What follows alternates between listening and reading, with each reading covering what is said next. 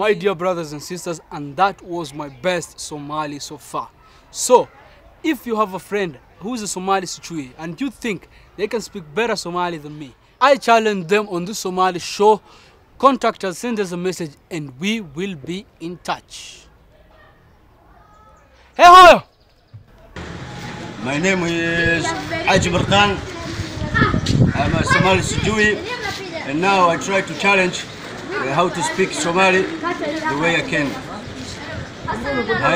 واسكافي عن ميشن عبدكاني ولا قرصدي هل كان